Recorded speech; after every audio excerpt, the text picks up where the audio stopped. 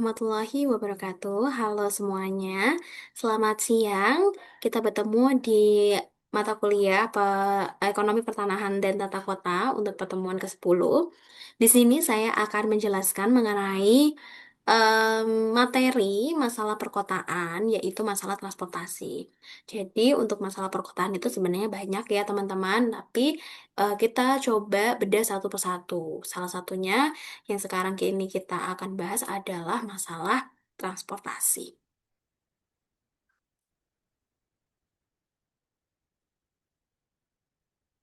Oke.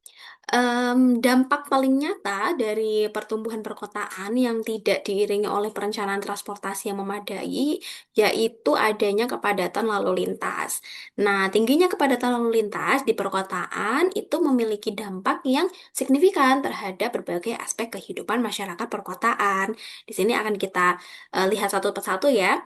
Dampak yang paling signifikan yang pertama itu adalah waktu perjalanan. Ya, jadi, kepadatan lalu lintas itu mengakibatkan peningkatan waktu perjalanan di perkotaan. Ya, karena adanya macet itu terjadi ya ketika volume kendaraan itu melebihi kapasitas jalan yang tersedia, ya, sehingga menimbulkan kemacetan.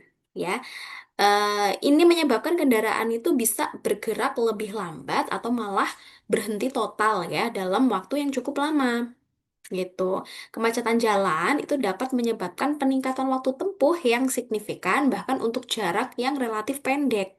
Ya, jadi ini berdampak pada efisiensi waktu dan juga produktivitas masyarakat perkotaan. Waktu yang sebenarnya itu bisa ditempuh dalam jangka waktu yang pendek itu justru menjadi sangat panjang ya waktu tempuhnya dikarenakan adanya macet ini. Waktu yang terbuang dalam kemacetan itu juga bisa menimbulkan stres dan juga frustasi bagi pengendara, penumpang dan pengguna transportasi lainnya gitu. Jadi secara psikologis itu juga mempengaruhi kualitas hidup dari manusianya begitu. Kemudian dampak yang kedua itu adalah polusi udara. Ya, jadi semakin padat lalu lintas ya, maka semakin banyak kendaraan yang berhenti dan berjalan perlahan, yang mana ini memperparah konsumsi bahan bakar dan emisi gitu ya. Kepadatan lalu lintas itu sering berkontribusi pada tingginya tingkat polusi udara di perkotaan. Jadi, kendaraan-kendaraan bermotor yang menggunakan bahan bakar fosil menghasilkan emisi gas buang yang mencakup partikel berbahaya dan gas rumah kaca. Gitu. Emisi gas yang terbuang itu adalah karbon CO2 ya, karbon dioksida begitu. Nah, polusi lainnya sendiri itu ada asap hitam maupun ada bau-bau yang tidak sedap, ya. Dan juga dalam jangka panjang ini bisa mempengaruhi kesehatan kita, gitu ya, yaitu ada gangguan pernapasan, kemudian peningkatan risiko penyakit pernapasan, penyakit kardiovaskular dan lain-lain, gitu. Jadi ini yang mempengaruhi dari kesehatan kita dan juga kualitas hidup kita.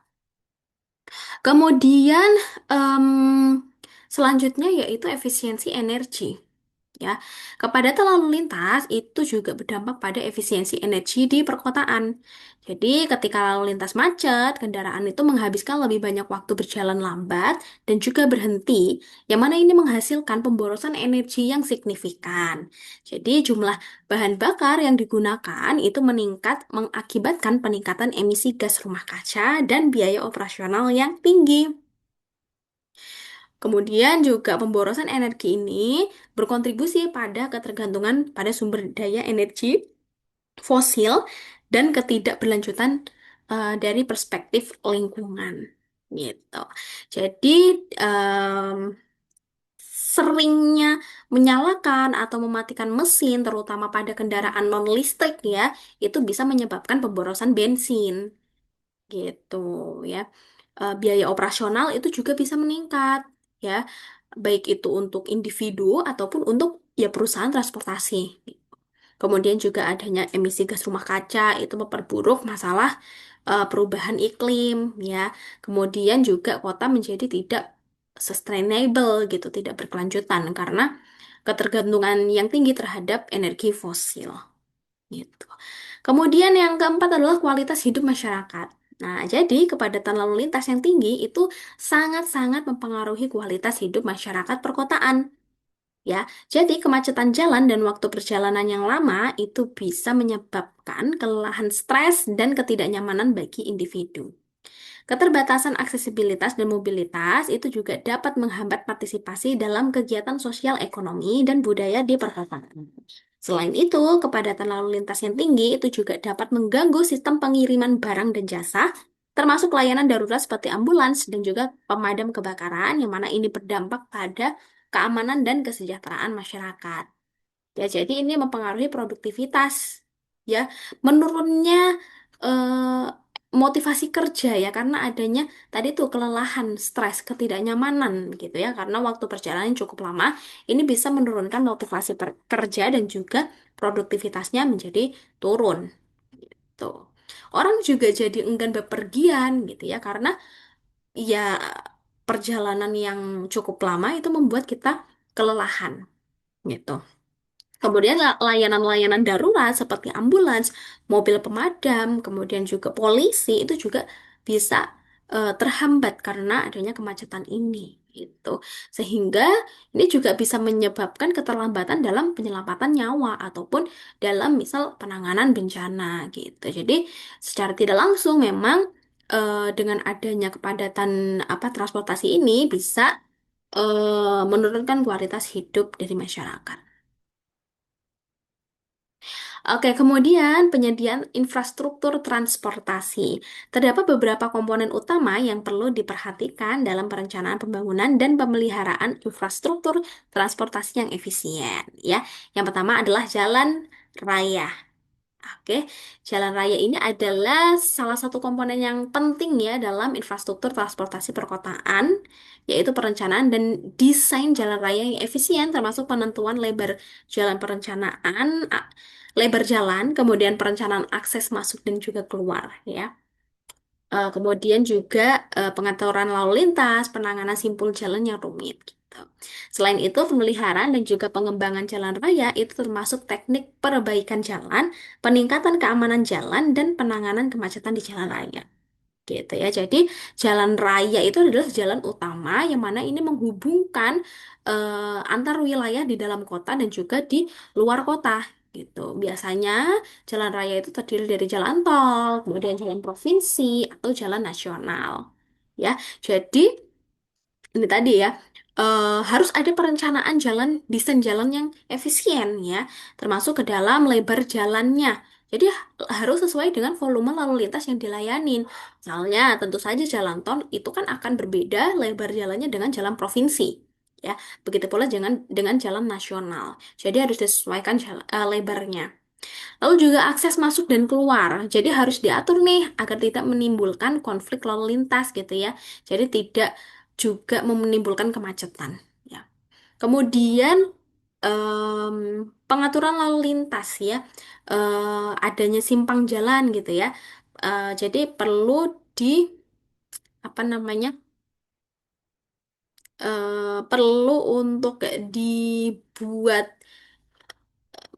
manajemennya itu secara bagus gitu. Seperti misalnya dibuat menjadi bundaran ya, kemudian dibuat adanya lampu lalu lintas, dibuat menjadi flyover gitu ya.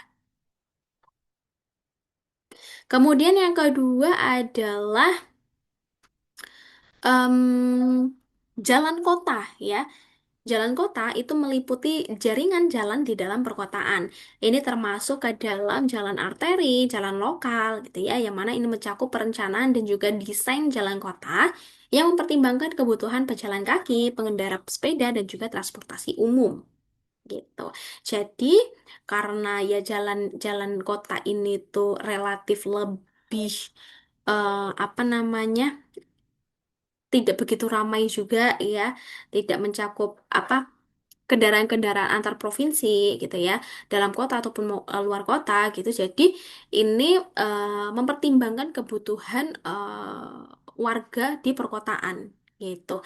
Ya kebutuhan pejalan kaki gitu ya. Jadi tidak hanya fokus pada kendaraan bermotor, tetapi juga fokus pada pejalan kaki. Contohnya apa? Contohnya adanya trotoar yang aman, adanya trotoar yang lebar, yang bersih gitu ya. Selain itu juga mempertimbangkan pengendara sepeda, ya pesepeda itu misalnya dengan adanya jalur sepeda yang terpisah dari kendaraan bermotor. Gitu. Kalau di Jogja sendiri itu jalur sepeda memang em, belum belum ada gitu ya, tetapi di setiap lampu merah itu biasanya disediakan jalur sepeda sendiri ya untuk tempat pemberhentian gitu. Kemudian juga transportasi umum ya, jadi misalnya dengan adanya jalur bus khusus ataupun halte yang nyaman ya, dan juga integrasi antar moda kendaraan.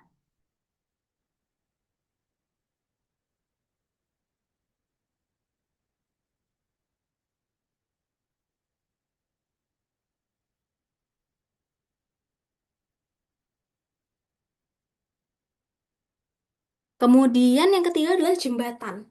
Ya, ini adalah bagian penting juga dari infrastruktur transportasi, khususnya untuk melewati sungai, ya, kemudian lembah, jalur transportasi lainnya, gitu. Jadi memang ini adalah bagian penting atau elemen penting untuk menghubungkan wilayah yang terpisah secara geografis, ya. Misalnya dengan terpisah sungai, terpisah oleh jurang, gitu ya. Gitu. Jadi, perencanaannya itu juga meliputi desain dan pembangunan jembatan yang efisien dan aman. Gitu. Kemudian pemilihan lokasinya. Nah, lokasinya itu harus em, strategis gitu ya, dan juga mempertimbangkan kondisi geologis yang ada. Kemudian jenis struktur jembatan gitu ya. Jadi jembatannya itu strukturnya harus kuat, harus aman, dan juga harus sesuai dengan beban kendaraan yang nantinya akan melewati jembatan tersebut. Kemudian analisis beban, jadi harus dianalisis juga nih jembatannya itu bisa tahan oleh beban berapa gitu. Dan juga apakah tahan terhadap bencana gitu ya. Apakah tahan terhadap gempa, tahan terhadap banjir, dan juga tahan terhadap abrasi. Ya. Kemudian adanya pemeliharaan yang rutin ya, perawatan pada jembatan. Jadi supaya eh, jembatan itu bisa menjadi apa ya, awet gitu ya. Supaya ini tidak menjadi titik lemah dari apa namanya, jaringan transportasi gitu. Oleh karena itu harus adanya perawatan yang intens. Kemudian yang keempat adalah rel kereta api. Rel kereta api merupakan komponen yang penting dalam sistem transportasi perkotaan, yaitu perencanaan dan juga pembangunan jalur rel. Ya, jadi harus mempertimbangkan nih jalur rel itu apakah sebaiknya melewati atau mendekati kawasan yang padat penduduk atau tidak gitu. Ya, jalur rel dan juga rute rute rel gitu ya. Kemudian, tapi memang sebaiknya itu melewati dan mendekati kawasan yang padat penduduk karena semakin banyak orang yang tinggal di suatu wilayah itu biasanya semakin besar potensi dari penumpangnya gitu. Jadi tujuannya ya supaya kereta itu tidak sepi dan juga efisien dalam operasional gitu ya. Jadi terkait dengan jalur rel itu dan juga pemilihan apa rute jalur relnya itu memang lebih baik berada di dekat kawasan penduduk begitu. Kemudian juga desain stasiun ya. Desain stasiun itu harus dirancang ramah oleh berbagai pengguna dan juga mudah diakses dan juga terhubung oleh moda lain gitu. Kemudian pengaturan persimpangan rel dan juga sinyalisasi gitu.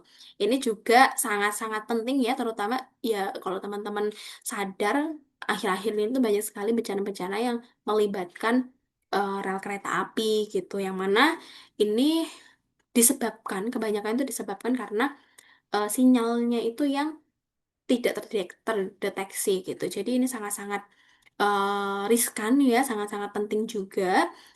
Sistem sinyal dan juga keamanan itu harus nomor satu, karena ini sangat penting untuk mencegah adanya tabrakan dan juga gangguan operasional. Itu.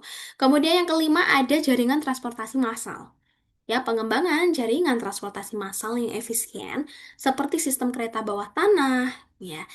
Kemudian juga ada BRT atau bus rapid transit, tram, dan juga kereta komuter.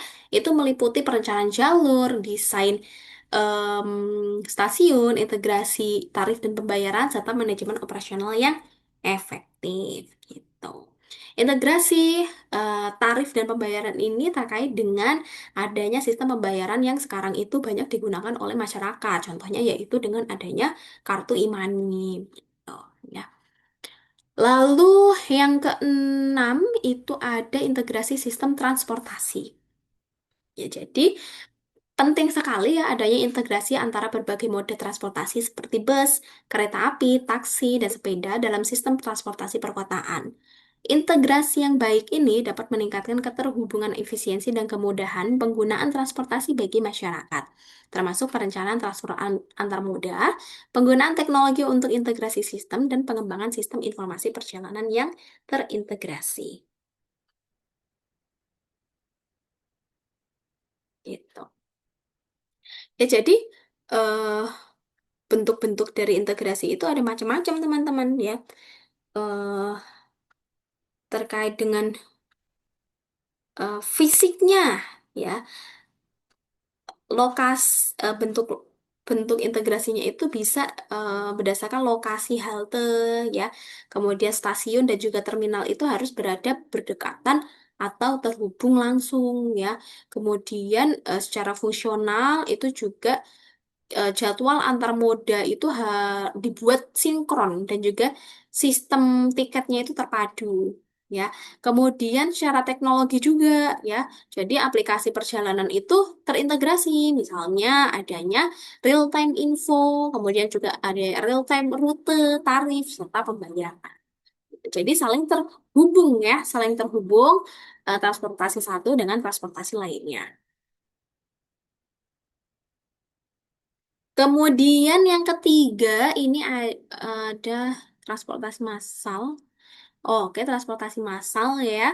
Jadi pengembangan sistem transportasi massal yang andal dan efisien di perkotaan itu sangat penting dalam mengatasi masalah transportasi perkotaan yang kompleks.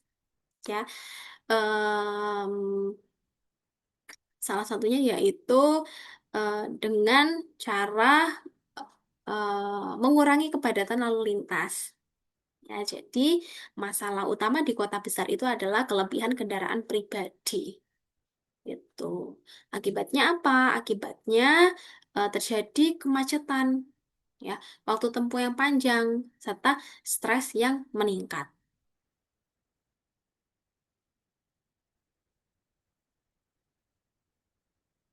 Oleh karena itu,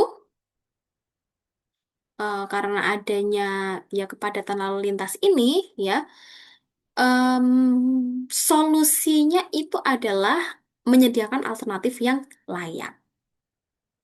Ya, jika ada pilihan transportasi massal yang nyaman, yang murah, yang aman, dan juga cepat, masyarakat tentu saja akan beralih dari kendaraan pribadi.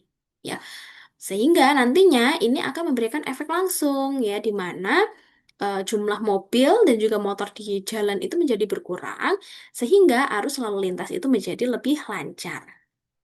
Gitu, ya. Kemudian meningkatkan efisiensi perjalanan, ya. Jadi perjalanan itu menjadi lebih efisien, ya. Transportasi massal itu bisa membawa banyak orang sekaligus. Misalnya, satu rangkaian KRL aja itu bisa mengangkut sekitar 1.000-an penumpang, ya. Kemudian bus bus besar itu bisa menggantikan em, 20 sampai 30 mobil pribadi. Karena kan biasanya mobil pribadi sekarang di kota itu digunakan oleh satu orang aja. Nah, dengan menggunakan bus itu bisa mengurangi langsung 20 mobil. Ya, jadi waktu tempuh itu menjadi lebih efisien karena adanya jalur-jalur khusus, ya. Contohnya seperti Kalau di Jakarta sana ada busway, jalur busway, yang mana ini bisa meminimalkan hambatan. Kemudian juga nggak perlu mencari parkir, ya. Kemudian jadwalnya juga teratur dan juga bisa diprediksi, gitu. Sehingga nantinya dampaknya itu efisiensi kerja dan juga mobilitas harian itu bisa meningkat. Ya, orang itu bisa memperkirakan nih waktu perjalanan. Kemudian yang ketiga adalah mengurangi emisi polusi udara. Ya, eh, seperti teman-teman ketahui juga bahwa kendaraan pribadi itu merupakan kontributor utama dari emisi gas rumah kaca dan juga polusi udara. Ya, dengan banyaknya orang beralih ke transportasi massal, maka tentu saja ini akan mengurangi jumlah kendaraan di jalan.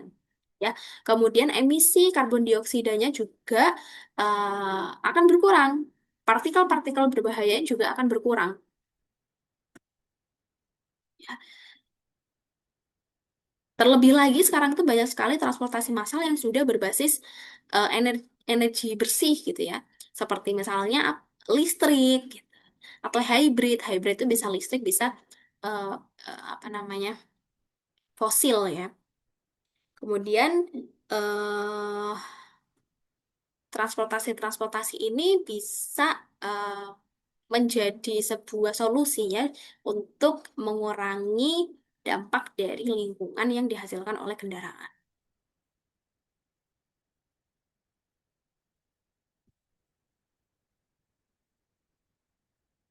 Kemudian yang ketiga itu yang keempat itu adalah mengurangi ketergantungan pada bahan bakar fosil.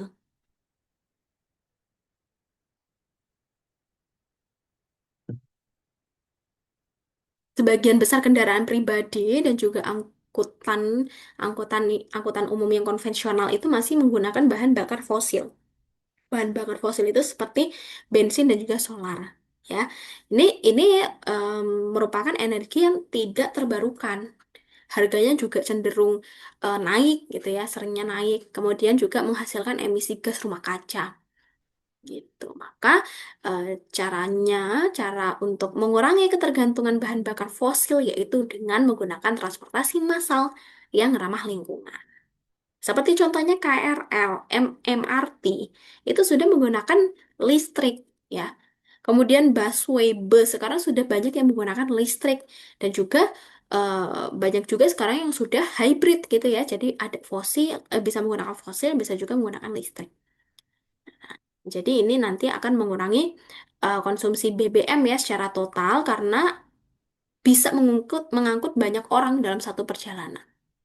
Tentu saja dampaknya itu positif ya teman-teman, dapat mengurangi ketergantungan nasional terhadap impor BBM, membantu menekan laju dari perubahan iklim. Gitu. Kemudian yang kelima adalah meningkatkan aksesibilitas dan juga keterhubungan. Jadi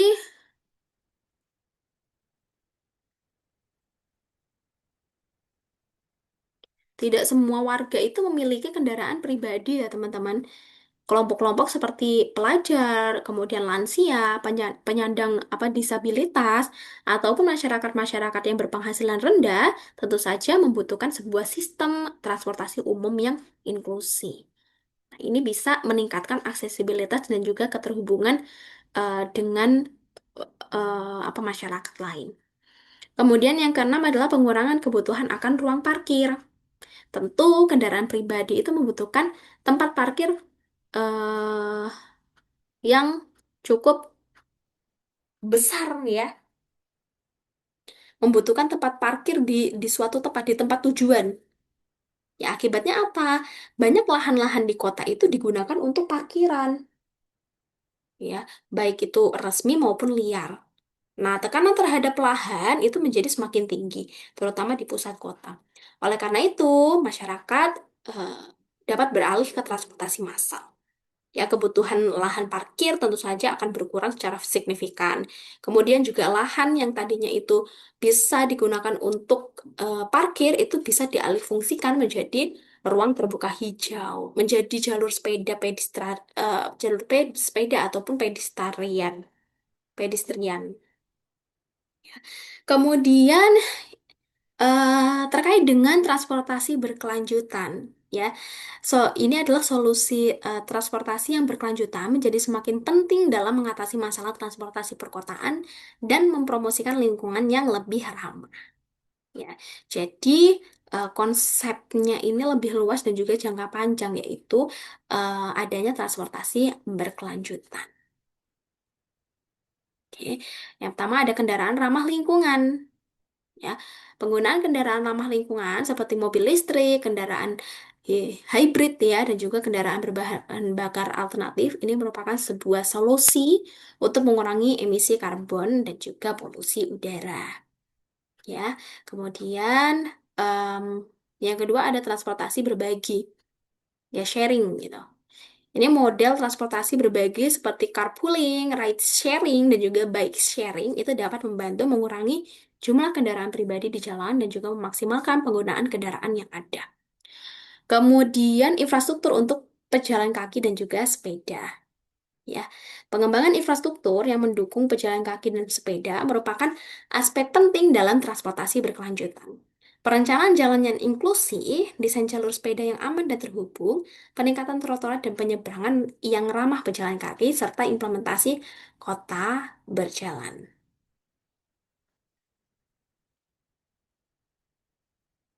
Lalu juga pengurangan emisi karbon. Ya, dengan adanya transportasi berkelanjutan ini tentu saja akan mengurangi emisi karbon. Ya, karena penggunaan bahan bakarnya itu terbarukan, gitu. Bahan bakar terbarukan seperti listrik, seperti biofuel, gitu. Jadi, eh, transportasi berkelanjutan itu utamanya itu adalah menghindari bahan bakar fosil, begitu. Karena bahan bakar fosil ini merupakan ya penyumbang utama adanya emisi karbon di perkotaan. Ya. Kemudian penggunaan energi terbarukan itu mendorong penggunaan energi terbarukan dalam sistem transportasi perkotaan. Ya, ini merupakan solusi yang penting untuk mencapai transportasi berkelanjutan. Jadi, penggunaan energi terbarukan dalam transportasi seperti pengisian kendaraan listrik, ya, pengisian kendaraan listrik, kemudian juga eh, menggunakan sumber energi surya atau angin, ya. Kemudian implementasi infrastruktur pengisian dan juga yang efisien dan penggunaan lahan yang efisien. Ini termasuk perencanaan tata ruang yang berkelanjutan, pengembangan TOD, Transit Oriented Development. Kemudian TOD ini contohnya seperti ini ya teman-teman, perumahan, bisnis, maupun fasilitas publik itu dibangun di sekitar stasiun atau halte transportasi massal. Gitu. Jadi ini bisa mendorong masyarakat itu tinggal dan juga beraktivitas tanpa adanya kendaraan pribadi, gitu, TOD, Transit Oriented Development. Yang mana ini mengintegrasikan transportasi, penggunaan lahan, serta penggunaan parkir yang terkoordinasi untuk mengurangi tuntutan lahan.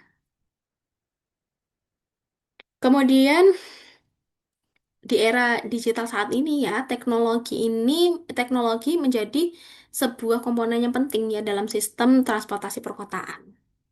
Ya, teknologi-teknologi yang digunakan di dalam transportasi itu yang pertama ada sistem transportasi pintar. Ya, jadi contohnya itu seperti adanya sensor lalu lintas. Ya, sensor lalu lintas itu biasanya untuk menghitung volume kendaraan di suatu ruas jalan tertentu. Kemudian ada lagi kamera CCTV. Ya, kamera CCTV ini biasanya untuk memantau kemacetan ataupun insiden-insiden tertentu. Kemudian juga ada lagi sistem manajemen lalu lintas yang adaptif. Yang mana contohnya adalah lalu lintas yang bisa menyesuaikan durasi berdasarkan kepadatan kendaraan. Kemudian sistem peringatan dini ya untuk kecelakaan dan kemacetan. Ini biasanya memberi notifikasi jika ada kecelakaan, banjir ataupun penutupan jalan. Nah, ini merupakan sistem-sistem transportasi pintar ya.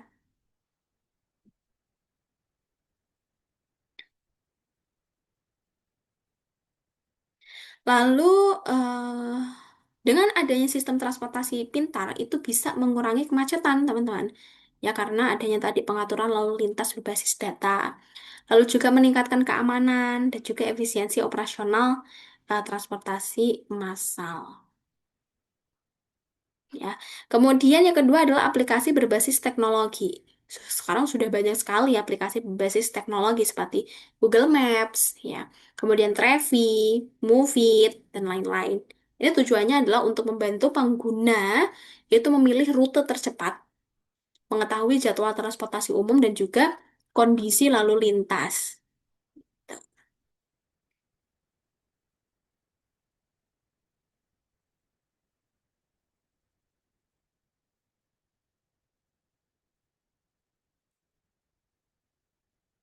Kemudian sensor dan perangkat pengumpulan data. Ya, jadi em, sensor dan perangkat pengumpulan data itu digunakan untuk mengumpulkan informasi mengenai kondisi lalu lintas, kepadatan jalan, kualitas udara, dan juga lainnya. Ya. Sensor itu contohnya apa? Contohnya di badan jalan tuh kadang ada sensor. Namanya sensor di badan jalan, ya. Atau biasa disebut radar atau loop detektor, gitu ya. Kemudian juga ada sensor-sensor em, kendaraan seperti GPS dan lain sebagainya. Lalu ada juga perangkat IoT, ya, Internet of Things. Ini bisa terhubung secara otomatis dan juga secara daring, ya, yang mana ini bisa mengirimkan data ke pusat pengendali. Tuh. Lalu yang keempat ada penggunaan AI, kecerdasan buatan, ya. AI dalam transportasi itu digunakan untuk memprediksi lalu lintas, menganalisis data, ya, kemudian juga mengelola lalu lintas yang adaptif dan sistem pengaturan lampu lalu lintas yang cerdas. Gitu. Contohnya seperti dengan adanya sistem sistem keamanan kendaraan pintar atau smart smart transportation, gitu ya, itu bisa mendeteksi kelelahan pengemudi, bisa mendeteksi peringatan potensi tabrakan, kemudian ada mendeteksi pengenalan rambu otomatis dan lain sebagainya. Selain itu juga bisa memprediksi apa waktu, cuaca, ya, ataupun volume kendaraan, gitu. Kemudian selanjutnya yang kelima adalah kendaraan otonom. Ya, kendaraan otonom itu bisa meningkatkan efisiensi dan keamanan dalam transportasi dengan mengurangi kesalahan pengemudi dan mengoptimalkan penggunaan ruang jalan. Teknologi seperti sensor, radar, lidar, dan juga AI itu digunakan dalam kendaraan otonom untuk memungkinkan navigasi dan pengambilan keputusan secara otomatis. Kendaraan otonom itu pada intinya adalah sebuah kendaraan yang dapat bergerak, dapat bernavigasi ataupun mengambil keputusan itu tanpa intervensi dari pengemudi manusia. Gitu. Kalau teman-teman itu pernah lihat kendaraan yang bisa melaju sendiri tanpa tanpa kita setir, ya itulah bisa dinamakan kendaraan otonom.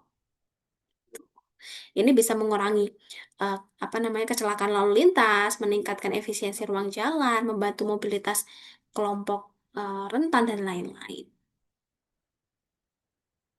Tapi memang ada tantangan-tantangan yang harus dihadapi oleh pemerintah, yaitu regulasi. Regulasinya itu belum siap. Ya, regulasi di Indonesia itu memang belum cukup siap untuk menghadapi teknologi-teknologi dalam transportasi ini. Kemudian infrastruktur jalan juga harus mendukung, ya, dan adanya etika serta keamanan data dari pengguna. Lalu selanjutnya yaitu perencanaan transportasi. Perencanaan memainkan peran krusial, ya, dalam mengatasi masalah transportasi perkotaan yang kompleks. Perencanaan transportasi yang baik itu dapat mencegah terjadinya kemacetan, kemudian kesenjangan akses, sampai dengan ketidakefisiensi ruang kota. Ya, oleh karena itu dibutuhkan analisis kebutuhan transportasi. Nah, tujuan utama dari analisis ini adalah memahami apa yang dibutuhkan oleh masyarakat agar dapat bergerak itu secara efisien, aman, serta terjangkau. Nah, data-data yang dibutuhkan apa saja? Ya, data-data yang dibutuhkan adalah jumlah penduduk dan sebarannya.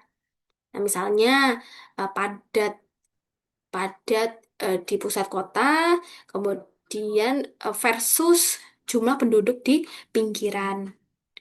Lalu juga dilihat pola perjalanannya, ya, pada saat jam sibuk, ya. Kemudian asal tujuannya kemana, ya. Kemudian moda perjalanan yang digunakan apa. Lalu tingkat kepadatan lalu lintas. Ya, ini kita lihat ya pada ruas-ruas mana saja terjadinya kepadatan lalu lintas, serta preferensi transportasi dari masyarakat. Mereka itu lebih eh, memilih untuk menggunakan motor, kemudian mobil, jalan kaki, sepeda, ataupun angkutan umum gitu. Nah, kemudian setelah tahu kebutuhan, maka seorang perencana itu harus menentukan rute dan juga lokasi infrastruktur transportasi. Jadi harus menentukan lokasi yang strategis nih untuk membuat eh, jalan baru atau pelebaran jalan. Kemudian membuat halte dan juga stasiun. Ya, kemudian membuat jalur khusus untuk misal busway ataupun untuk eh, jalur pesepeda gitu ya. Nah, tapi memang harus ada pertimbangan-pertimbangan ya. Harus ada pertimbangan utama dalam melakukan penelitian-penelitian ini gitu. Seperti misalnya topografi. Jadi tentu saja kota dengan kontur yang berbukit itu harus memerlukan rekayasa teknik khusus. Lalu juga tata guna lahan ya. Eh, Tata guna lahannya itu sebagai apa? Kawasan kawasan bisnis kah, pendidikan kah, pemukiman ataupun industri dan lain sebagainya. Tentu saja itu membutuhkan kebutuhan yang berbeda-beda, serta ketersediaan lahan dan juga dampak sosial. Ya, jangan sampai pembangunan infrastruktur itu malah menggusur masyarakat tanpa solusi. Selanjutnya, mengatur lalu lintas ya, mengatur arus kendaraan agar lancar, agar aman dan juga agar efisien, serta mendukung fungsi dari ruang kota. Jadi ada beberapa aspek pengaturan yang dirancang dalam perencanaan, yaitu ada desain simpang. Desain simpang itu seperti perempatan atau bundaran atau flyover gitu ya. Kemudian penempatan dan sinkronisasi lampu lalu lintas. Lalu juga pengaturan arus satu arah ya atau rekayasa lalu lintas. Lalu juga prioritas jalur transportasi massal ya untuk busway atau untuk jalur darurat gitu. Jadi, manfaat dari pengaturan lalu lintas ini adalah mengurangi kemacetan di titik-titik rawan, kemudian meningkatkan keselamatan lalu lintas, ya, kemudian memberi prioritas pada transportasi publik. Ya, contohnya di Bandung sendiri, di kota Bandung sendiri itu sudah menerapkan sistem one way di beberapa jalan utama pada jam-jam sibuk untuk meredam kemacetan tersebut. Gitu. Nah, kemudian selanjutnya ada manajemen parkir. Jadi, perencanaan transportasi perkotaan itu juga mencakup manajemen parkir yang efisien. Banyak sekali kemacetan justru terjadi itu bukan karena jumlah pengendara, tapi karena pengguna yang mencari tempat parkir. Gitu ya. Nah, ini meliputi eh adapun elemen elemen manajemen parkir itu meliputi ada kebijakan zonasi, ya, kebijakan zonasi parkir, gitu. Jadi, misalnya tarif parkir yang tinggi itu ada di pusat kota, ya, yang mana ini bisa mendorong naiknya transportasi umum. Jadi, orang-orang lebih milih untuk ya udah naik transportasi umum aja, gitu, karena kan tarif parkir di kota itu tinggi. Kemudian, park and ride, ya, ini adalah apa namanya? sebuah sebuah apa ya, sistem ya tempat parkir di pinggiran kota plus akses transportasi massal ke pusat kota. Kemudian ada teknologi parkir.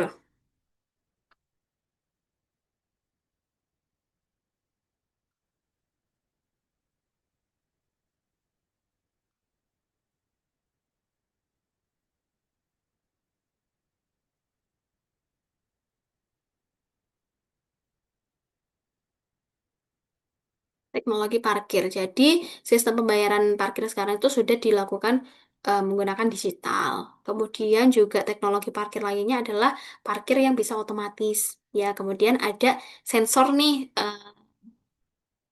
pengetahuan tentang ketersediaan tempat parkir. Nah, ini bisa menekan ya penggunaan dari kendaraan pribadi, lalu juga meningkatkan efisiensi dari ruang kota, dan juga mengurangi parkir liar yang mana ini bisa mengganggu lalu lintas di dalam kota. Ya, kemudian contohnya itu di Jogja, penetapan tarif parkir itu progresif ya di beberapa tempat, ya, yang mana ini bisa membatasi dari parkir jangka panjang gitu. Jadi misalnya 1 jam pertama itu 2.000, kemudian 2 jam selanjutnya 3.000, kemudian selanjutnya berapa ribu. Nah, jadi itu progresif. Ya, ini tujuannya untuk membatasi parkir dalam jangka panjang. Kemudian yang ke selanjutnya itu pengembangan kebijakan dan juga regulasi.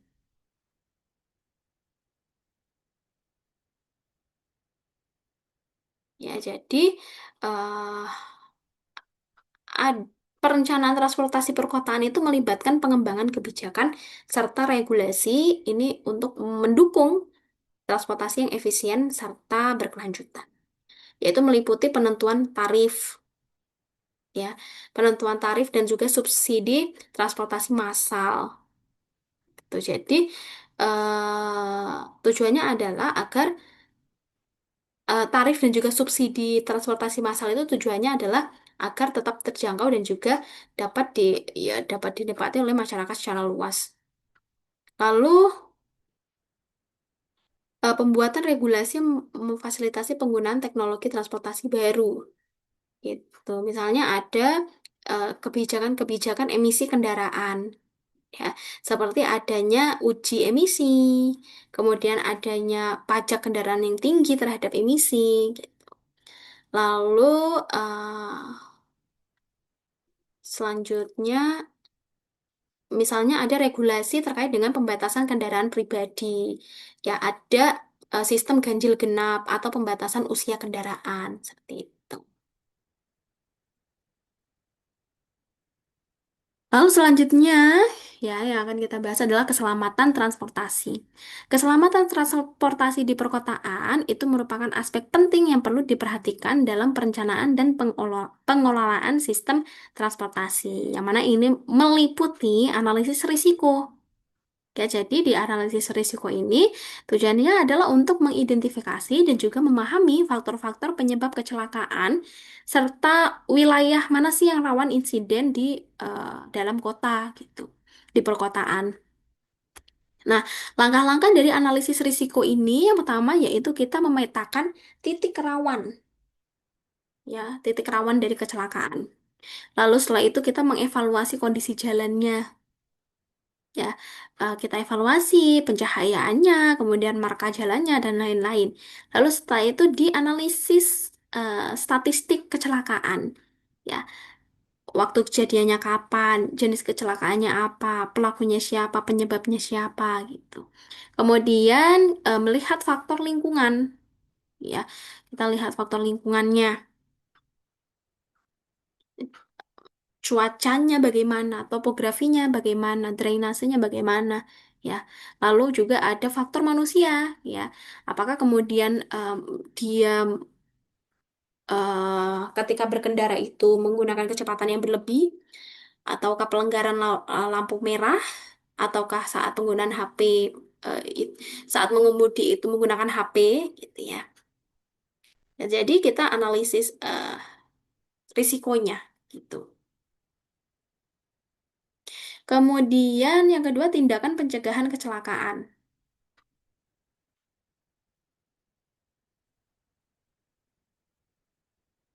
Tindakan pencegahan kecelakaan itu meliputi berbagai strategi untuk mengurangi jumlah kecelakaan dan cedera dalam sistem transportasi perkotaan. Ini melibatkan infrastruktur yang mendukung keselamatan ya, yang aman. Seperti misalnya desain jalan yang mengurangi konflik lalu lintas. Ya seperti contohnya jalur satu arah. Kemudian juga trotoar dan jalur sepeda yang terpisah. Lalu ada lagi persimpangan dengan sinyal dan juga rambu yang jelas. Adanya zebra cross ataupun penyeberangan yang berlampu. Kemudian zona kecepatannya itu harus rendah ya, apalagi di area-area sekolah ataupun di permukiman. Begitu. Kemudian secara ya kan yang infrastruktur gitu ya.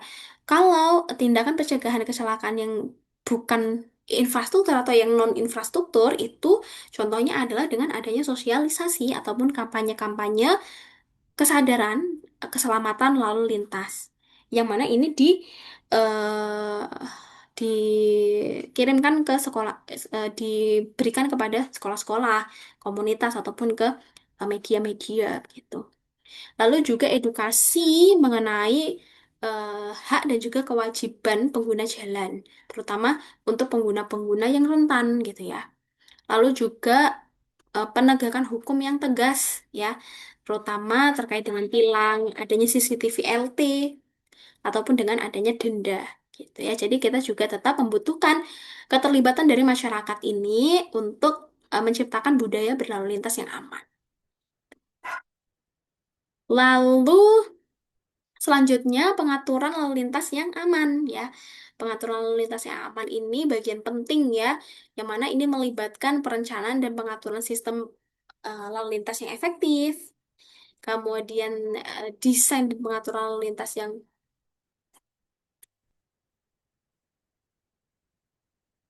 desain dan desain dan apa pengaturan lalu lintas yang eh, bagus.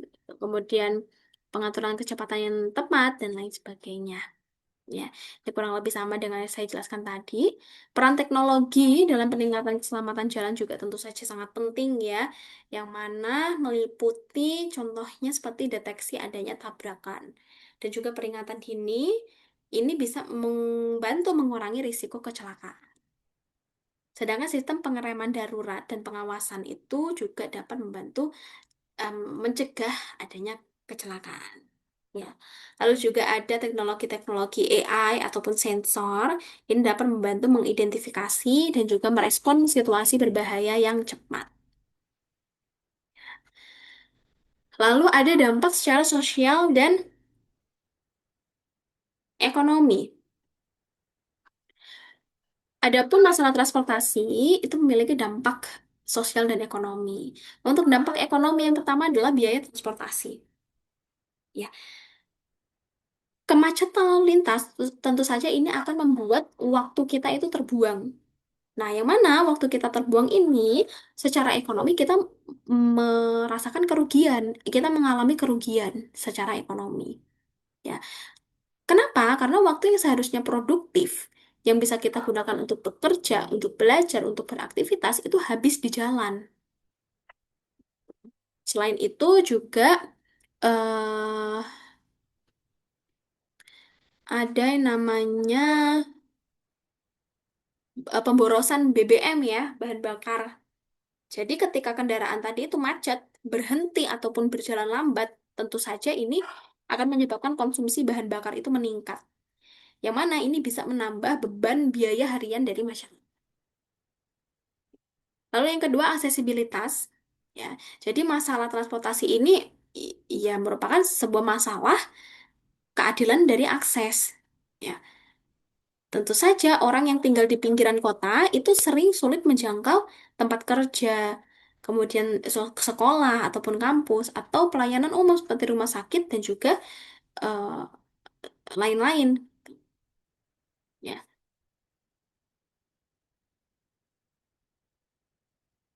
ini dapat menghambat mobilitas sosial dan juga kesempatan untuk masyarakat kota. Jadi mobilitasnya itu rendah. Ya, jika seseorang itu tidak bisa menjangkau peluang kerja atau pendidikan yang lebih baik karena sistem transportasi yang buruk, maka tentu saja ini bisa menyebabkan ketimpangan sosial yang semakin besar. Ya, lalu yang ketiga adalah keterkaitan dengan perkembangan ekonomi. Ya, jadi transportasi itu bukan hanya sebagai penunjang aja ya, tapi juga ini sebagai penggerak ekonomi. Karena sistem transportasi yang baik itu akan mempercepat distribusi barang dan jasa, akan mendorong konektivitas kawasan, ya. Kemudian akan menarik investor karena ya tadi kemudahan logistiknya. Lalu juga akan menurunkan biaya ekonomi yang tinggi, seperti adanya keterlambatan dan juga ketidakefisienan rantai pasok. Lalu untuk dampak sosialnya sendiri itu ada tiga. Yang pertama ada aksesibilitas ke pendidikan dan pekerjaan. Ya, pelajar dan mahasiswa eh, menjadi telat atau sulit hadir tepat waktu. Ya karena adanya tadi ya keterlambatan lalu lintas. Kemudian pekerja jadi terhambat dalam mengakses lapangan pekerjaan yang lebih baik. Kemudian juga ada warga-warga yang miskin di perkotaan ataupun di pinggiran, itu mereka jadi ya terus berada di lingkaran kemiskinannya karena sulit untuk menjangkau peluang-peluang yang ada. Gitu. Kalau teman-teman, kita ambil contoh aja ya, ambil contoh siswa yang ada di Jakarta itu bisa menghabiskan sekitar 2 sampai 3 jam itu untuk perjalanan ke sekolah. Nah, ini tentu saja akan sangat-sangat melelahkan dan juga bisa menyebabkan prestasinya itu menurun. Ya. Kemudian yang kedua adalah aksesibilitas ke layanan publik. Ya, aksesibilitasnya, aksesibilitas ke layanan publik seperti fasilitas kesehatan, pusat perbelanjaan, taman, ataupun tempat rekreasi, ini menjadi sulit untuk dicapai. Ya, karena tadi eh, terhambat terhambat dari adanya kepadatan lalu lintas. Ya, sebagai contoh, lansia di pinggiran kota itu sulit dalam menjangkau fasilitas kesehatan karena angkutan umum yang tidak yang terbatas dan juga yang tidak ramah disabilitas. Itu. Ya.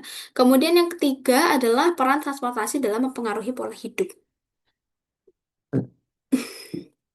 Jadi, sistem transportasi itu juga dapat mempengaruhi pola hidup dari masyarakat perkotaan. Jadi kemudahan akses ke transportasi massal yang efisien ini dapat mendorong masyarakat untuk menggunakan kendaraan umum, bersepeda atau berjalan kaki, yang mana ini bisa berkontribusi pada gaya hidup yang lebih aktif dan berkelanjutan. Sebaliknya, ketidakmampuan dalam mencapai transportasi massal yang andal itu dapat mendorong pengguna kendaraan pribadi itu meningkatkan polusi udara dan juga gas emisi rumah kaca. Gitu. Contohnya, kita ambil contoh seperti Kota Bogor ya. Kota Bogor itu sudah mulai membangun jalan sepeda dan juga pedestrian itu yang nyaman. Yang mana ini menunjukkan adanya peningkatan gaya hidup yang aktif ya di kalangan masyarakat muda. Seperti itu ya teman-teman. Kita sudah membahas mengenai masalah transportasi, masalah perkotaan, salah satunya yaitu masalah transportasi. Gitu. Kita tadi bahas tentang ya eh, melibatkan eh, efisiensi energi, kualitas lingkungan, dan lain sebagainya. Ya, semoga apa yang saya sampaikan ini dapat bermanfaat untuk teman-teman semuanya. eh saya kurang lebihnya saya mohon maaf. Wassalamualaikum warahmatullahi wabarakatuh.